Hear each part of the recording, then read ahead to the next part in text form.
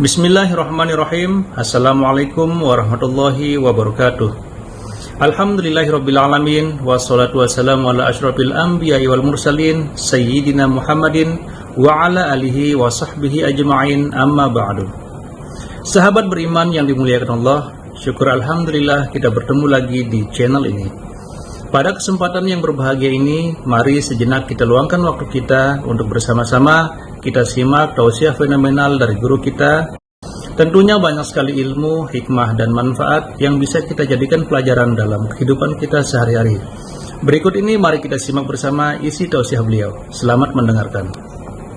Teman masih ingat di pertemuan yang lalu, kalau orang benar baca Al-Fatihahnya, dan sudah kemarin kita berlatih baca, masih ingat hadisnya? Kalau dia sampai bacaan Iyyaka na'budu wa iyyaka nasta'in, ya Allah, Engkau perintahkan aku sholat, ibadah, sekarang aku sholat. Dan Engkau janjikan saat aku sholat, Engkau akan mengabulkan apa yang aku mohonkan. Sekarang aku punya kesulitan, mohon mudahkan dan kabulkan apa yang akan aku mohonkan. Itu yang dimaksud Iyyaka na'budu wa iyyaka nasta'in. Oke, sekarang saya mau tanya sama teman-teman.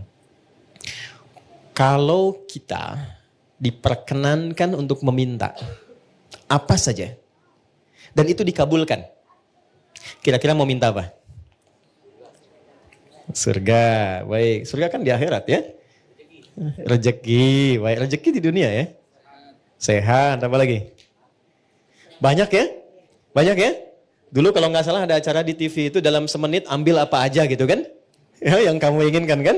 Ternyata nggak sempat keambil juga semua ya. Oke? Nah, lihat hadisnya. Hadza baini wa baina abdi wa li abdi ma sa'al. Ini perjanjian untukku dan untuk hambaku. Kalau hambaku benar pada bacaan ini sampai di titik ini dari awal dia sholat, apapun yang dia minta aku akan berikan. Apapun yang dia minta aku akan berikan. Dan tidak sedikit orang soleh, termasuk para nabi, orang-orang soleh yang hidup di setiap generasi, kalau setiap ada masalah, rata-rata sholat. Demi Allah, rata-rata sholat. Saya tidak bermaksud memberikan nasihat ya, hanya sharing saja. Ada pesan di Quran gini, kalau sedang ada masalah, khususnya di rumah tangga, itu curhatkan di atas sajadah. Itu poinnya. Kalau sedang ada masalah, khususnya di rumah tangga, curhatkan di atas sajadah. Itu ada di Quran surah ke-12 ayat 86. Innama ashku bathi wa huzni ilallah. Adukan, tumpahkan di atas sajadah. Maka yang pertama Allah berikan satu ketenangan dalam jiwa. Jadi walaupun solusinya belum ada, tapi hatinya sudah tenang. Ya. Awas, sajadahnya nggak usah dilebarkan sampai ke Instagram, ke Facebook, nggak usah. Di tempat kita ya. Semakin lebar, semakin meluas persoalannya. Itu janji Allah. Yang kedua, ketika kita tumpahkan, ketenangan diberikan. Nah, ketenangan inilah langkah awal yang memberikan kejernihan dalam berpikir, sehingga kita mudah melangkah untuk menyelesaikan persoalan. Ketika jernih itulah baru Allah kirimkan solusi. Ya, nah sifat kita melakukan itu disebut dengan takwa namanya. Dan kalimat takwa pertama di Quran itu disandingkan dengan sholat. Takwa itu disebutkan 240 kali dalam Quran. Pertama kali disebutkan, disandingkan dengan sholat. Quran surah 2, ayat 2-3. Dzalikal kitabu la raiba fihi hudal lil. Siapa muttaqin orang takwa di situ? Ayat 3-nya. Alladzina yu'minuna bil ghaibi wa yuqimunas. Nah, takwa disebutkan 240 kali dalam Al-Quran. Amalan pertamanya sholat. Dan 240 ini dibagi 3 segmen. Ada segmen ritual seperti sholat ini. Ada segmen sosial seperti berbagi dengan sesama. Ali Imran ayat 133. Ada segmen rumah tangga. Dan ini segmen rumah tangga ditempatkan ya di persoalan tertinggi di rumah tangga yang mengantarkan pada puncaknya. Yaitu perselisihan yang menghadirkan misalnya perpisahan. Disebut dengan tolak. Ini ditempatkan di Quran surah 65. Surahnya surah At-Tolak, ayatnya persis sama dengan ini, 2-3. Coba lihat.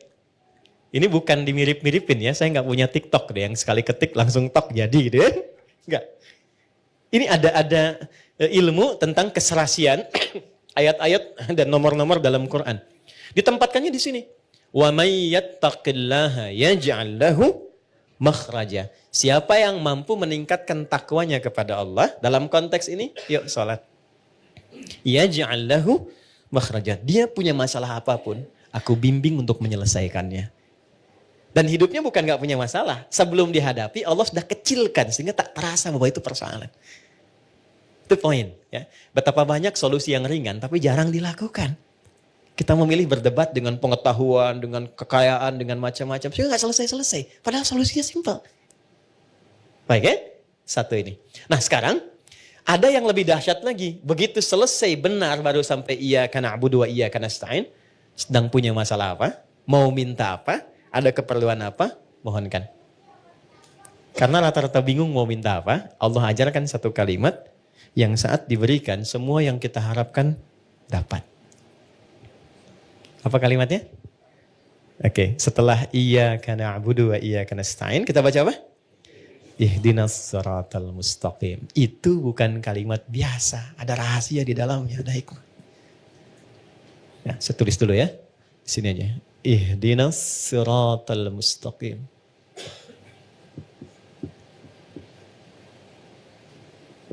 Ya. Pelan-pelan. Nanti kita belajar sama-sama cara baca ini dan menyelaraskannya dengan suasana hati kita seperti apa. Karena ini dijawab nanti ketika kita baca ada jawabannya di ayat lain. Baik ya? Ihdinas siratal mustaqim. Nah, teman-teman kalau diterjemahkannya apa? Tunjukkan kami jalan yang lurus. Itu terjemah tekstual. Baik ya? Itu bisa efektif dibaca saat haji nanti. Ya, saya pernah jadi petugas 2010. Ada jemaah tersesat. Keluar dari maktab dia bingung ketemu tentara orang Arab, dia nanya. Jadi orang Arab yang gak bisa bahasa Indonesia, dia yang gak bisa bahasa Arab. Tapi pintar orangnya. Tidak putus harapan, dia buka gawang maktabnya, ditunjukkan. Pak katanya, ihdinas siratal mustaqim. Tunjukkan saya jalan yang lurus ke maktab. Ya? Tapi yang hebat tentaranya itu juga gak kalah cerdik. Begitu dilihat maktabnya kan ada di gelangnya itu. Maka dia tunjukkan siratal ladzina an'amta 'alaihim ghairil maghdubi 'alaihim waladdallin. Lurus jalan ini, jangan belok-belok kamu sampai gitu. Itu pernah kejadian. Oke. Ihdina. Ya Allah mohon tunjukkan kami. Ihdina itu dari ahda yuhdi, asalnya dari hidayah. Hidayah superlatifnya hudan. Oke, pelan-pelan. Ihdi itu bentuk permohonan. Berikan kami hudan. Ini asalnya. Nah, pelan-pelan. Berikan kami hudan. Apa itu hudan? Hudan itu asalnya semua solusi yang kita butuhkan dalam hidup. Simpel sekali. Semua solusi yang kita butuhkan dalam hidup. Contoh. Al-Quran itu disebut hudan oleh Allah. Al-Baqarah ayat 185. Ya syahrul Ramadan alladzi unzila fihil Quran hudan linnas. Kenapa Al-Quran disebut hudan? Karena isinya 6.236 ayat dari Al-Fatihah sampai An-Nas itu semua isinya solusi buat kehidupan kita. Tentang anak ada di situ, tentang pekerjaan ada di situ. Tentang maaf ya, semua hal yang kita jalani dalam hidup dari mulai lahir sampai wafat itu ada di situ semua. Jadi bukan ayat bacaan yang hampa makna, bukan. Itu semua kalau dikeluarkan, itu ada temanya secara tematik. Imam Al-Bukhari itu mengeluarkan 97 tema dari Quran. Disusun di dalam kitab beliau namanya Sahih Al-Bukhari. Bukan kitab hadis mata, bukan. Itu ada temanya. Dari mulai tentang iman, Anda bertanya kenapa iman saya suka naik turun. Kalau naik semangat ibadah, kalau turun saya agak malas gitu ya. Di sini nanti dikeluarkan ayatnya, topiknya apa, lalu ayatnya, lalu hadisnya, sejumlah 57 hadis. Ada bab bisnis kitabul buyu'. Teman-teman yang pebisnis, pengusaha, pengen belajar value dari Quran dan hadis, membimbing kita bisnis. Ya, demi Allah saya katakan, sahabat-sahabat Nabi dan tabi'in generasi setelah itu, yang mengaji dari topik ini, tema bisnis, itu setelah belajar mempraktekkan, tidak pernah ada yang kembali modal. Semua kembali untung. Dan kekayaannya itu di atas rata-rata. Ya, Saya mau sebut Abdurrahman bin Auf, itu sebelum masuk Islam dan belajar dari Quran, itu kekayaannya tuh standar aja walaupun kaya. Tapi setelah masuk Islam, itu kemarin riset saya tentang beberapa para sahabat, itu kekayaannya divaluasi kalau kekinian, itu sampai dengan 72.000 triliun.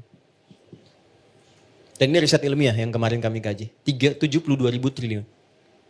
Sekarang Elon Musk baru 3.000 ya. Jeff Bezos juga demikian kan, baru di kisaran itu dulu 72.000. Dan hebatnya masuk surga juga tuh. Masuk surga juga daripada miskin gak jelas kan. Nah ini masuk surga juga.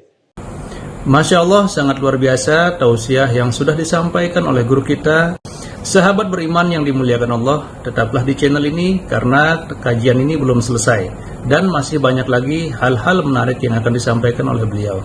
Mari kita lanjutkan kembali. Selamat mendengarkan. Oke. Jadi poinnya begini. Saya agak cepat langsung karena waktu kita terbatas. Ihdina, ya Allah, berikan aku hudan. Solusi dari masalah yang aku rasakan sekarang. Nah, saat teman-teman membacakan itu, coba di hatinya rasakan sedang punya masalah apa yang dirasakan. Gitu. Ini jarang dibaca begitu kan? Kan normal saja kan? Ihdinas siratal mustaqim, siratal ladzina an'amta 'alaihim ghairil maghdubi 'alaihim waladdallin. Amin, selesai. Sampai di situ benar untuk menggugurkan rukun dalam salat. Sah salatnya. Tapi Anda enggak dapat ini. Enggak dapat kenikmatannya. Jadi begitu Anda bacakan ihdinas siratal mustaqim, rasakan dalam hati kita, enggak perlu diungkapkan. Kita belum sujud. Enggak perlu diungkapkan. Rasakan dalam hati ada masalah apa yang dibawa dalam salat. Karena Allah itu maha tahu orang sholat itu pasti punya persoalan. Pasti bawa masalah. Ini kan tenang-tenang senyum-senyum itu ya boleh jadi juga ada masalah kan. Gak semuanya tenang kan dalam hatinya kan. Sama. Gak ada orang dari subuh sampai zuhur gak punya masalah. Itu gak ada itu. Ya gak ada. Semua orang punya persoalannya. Maka Allah tunggu sampai zuhur itu. Kita minta supaya diselesaikan. Maka ketika selesai zuhur nikmat kita menjalani siang sampai sore. Itu hikmahnya demikian, filosofinya begitu. Jadi begitu Anda bacakan ihdinas siratal mustaqim, ya Allah, mohon berikan solusi. Kan? Atas semua persoalan yang hamba sedang rasakan saat ini dan Engkau Maha mengetahui dengan itu semua. Oke. Lalu Allah berikan. Saya mau tanya teman-teman, mohon izin ya. Kalau diberi itu pengen cepat, pengen lambat. Ingin mudah, ingin sulit. Mudah kan? Baik, kalau ada jalan berliku dengan jalan lurus, yang paling cepat yang lurus atau yang belok-belok? Lurus kan? Nah, lurus itu namanya siratal mustaqim. Mustaqim itu lurus, artinya mudah. Sirat itu lapang. Jadi sirat itu, jembatan kan yang sering kita pahami ya, jembatan, itu sebetulnya bukan jembatan sempit. Kan Nabi pernah sampaikan, kayak rambut di bawah 7 kan? Ya kan? Nah itu menjadi sempit pada orang yang banyak maksiat dan kurang amal. Tapi bagi orang yang dekat dengan Tuhan, dia mendedikasikan kegiatan di dunianya untuk beribadah kepada Allah dengan berbuat baik, maka itu menjadi lapang. Ketika lapang itulah menjadi surat namanya. Paham? Baik, jadi seakan kita minta begini, ya Allah, mohon berikan aku solusi dan lapangkan saat aku menerimanya, serta mudahkan dalam prosesnya. Jelas? Lapangkan aku saat menerimanya dan mudahkan dalam menjalani prosesnya. Oke. Saya kasih pertanyaan. Kalau bisa jawab saya kasih hadiah umroh ya. Saya serius. Saya serius. Bintang 5 di Mekah Madinah. Oke. Salat sendiri kan? Ya kan? Walaupun berjamaah kan kita sendiri kan? Ya kan? Nanti sifatnya jamaah dengan banyak orang.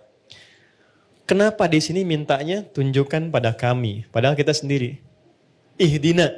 Kenapa enggak ihdi? Oke, silakan. Ya. Boleh?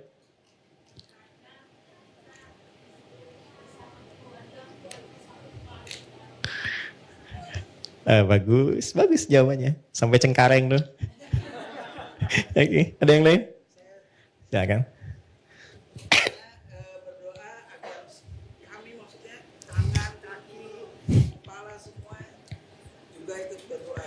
Bagus. Sampai migrasi. Waktu habis. Waktu habis. Dan sini, saya cepat saja. Gini, ini filosofi dalamnya. Ini saya kasih yang paling dalam sekali. Maaf ya. Kalau kita sedang punya masalah. Masalah itu untuk sendiri atau kadang ada yang terlibat di sekitaran kita. Oke. Bagi kita mudah, tapi mungkin bagi pasangan kita belum tentu itu mudah. Bagi kita dan pasangan mudah, tapi mungkin bagi ayah dan ibunya belum tentu mudah. Bagi suami istri mudah, tapi bagi anak belum tentu mudah. Kenapa kita sertakan Dina di sini, Dina, untuk memberikan kesan bahwa ya Allah, berikan solusi atas masalah yang sedang hamba jalani, mudahkan prosesnya dan lapangkan untuk semua yang mengalami itu.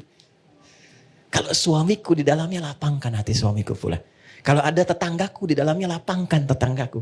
Kalau ada ibuku di dalamnya, lapangkan hati ibuku. Itu dalam banget. Itulah sebabnya kenapa menggunakan na, tidak menggunakan bentuk tunggal secara personal. Jadi ketika kita menunaikan sholat, di situ Allah ingin menyelesaikan persoalan, masalah yang kita alami setuntas-tuntasnya, bukan 1-2 tahapan kehidupan. Jelas? Oke, tiketnya masih saya pegang ya. 1. Alhamdulillahirrabbilalamin. Demikianlah tausiah penuh ilmu, hikmah, dan manfaat yang sudah kita dengarkan bersama dari guru kita. Sahabat beriman yang dimuliakan Allah, mari kita doakan guru kita, semoga beliau diampuni segala dosa-dosanya dan dilapangkan kuburnya. Dan buat sahabat semua yang sudah setia menyimak tausiah ini sampai selesai, saya ucapkan terima kasih banyak. Doa dan harapan saya semoga sahabat semua selalu diberikan kesehatan, dimudahkan segala urusannya, dan dilancarkan rezekinya. Amin ya robbal alamin. Demikian yang dapat saya bagikan, kurang lebihnya mohon maaf. Sampai bertemu lagi di kajian berikutnya. Wabillahi taufiq wal hidayah, waridho wal inayah. Wassalamualaikum warahmatullahi wabarakatuh. Setelah kita mendengarkan bersama tausiah yang sangat luar biasa dari guru kita, sekarang mari kita lanjutkan aktivitas kita masing-masing. Semoga apa yang sudah disampaikan oleh beliau menjadi ilmu yang bermanfaat dalam kehidupan kita sehari-hari. Selamat beraktivitas buat sahabat semua dan sukses selalu. Sampai bertemu lagi di video berikutnya. Wassalamualaikum warahmatullahi wabarakatuh.